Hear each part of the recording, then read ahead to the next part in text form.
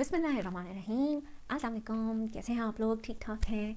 कहते हैं हर शेफ़ का एक सीक्रेट इंग्रेडिएंट होता है जो उसके खानों को बहुत अलग सा एक फ्लेवर देता है, और वो जो सीक्रेट इंग्रेडिएंट होता है ना, वो शेफ़ किसी के साथ शेयर नहीं करता। तो well, I am not a chef, I am just a simple mom who likes to cook.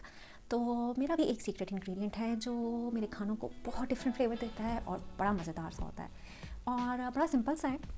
आप पूछेंगे कौन सा है, तो वो है गरम मसाला।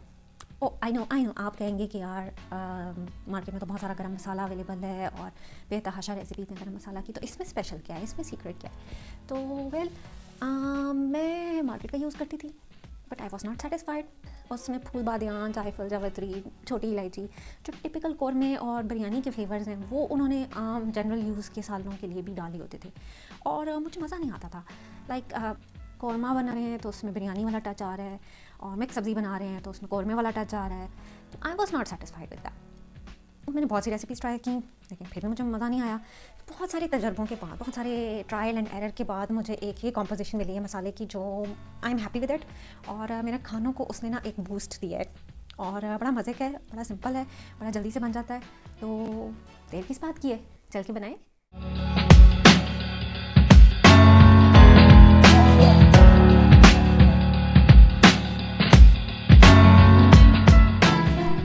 बिस्मिल्लाहिर्रहमानिर्रहीम। अस्सलाम वालेकुम।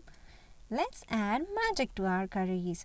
और इस मसाले के लिए आपको चाहिए होगा 1 टीस्पून काली मिर्च, 3 टेबलस्पून जो है वो ज़ीरा, और 6 दाने बड़ी इलायची के, 1 टीस्पून जो है वो साबुत धनिया, 2 टीस्पून लौंग, और 1 टेबलस्पून दालचीनी, यानी तकरीबन 2 इंच लंबी दालचीनी, जिसको मैंने तोड़ लिया। और आप लोग सब्सक्राइब कर दें जल्दी से, अगर आप लोग मेरे चैनल पे नए हैं, और बेल आइकन भी दबा दें। और वैसे पहले तो वीडियो पूरी देख लें, अगर आपको अच्छी लगे तो फिर आप ये सारे काम करिएगा। अच्छा, उसको मैंने ड्राई मिल में डाला मसाले को, और उसको पीस लिया तकरीबन 30 सेकंड्स तक। और ये जो है ना, 3-4 ट्राइज करेंगे आप पीसें, छानें, फिर दोबारा उसको डालें ड्राई मिल में, फिर दोबारा पीसें। तो जब तक कि आपके पास ना बिल्कुल मज़ीद कोई फ़ाइन पाउडर ना निकल रहा हो, तो उस वक्त तक आपने इसको पीसना है।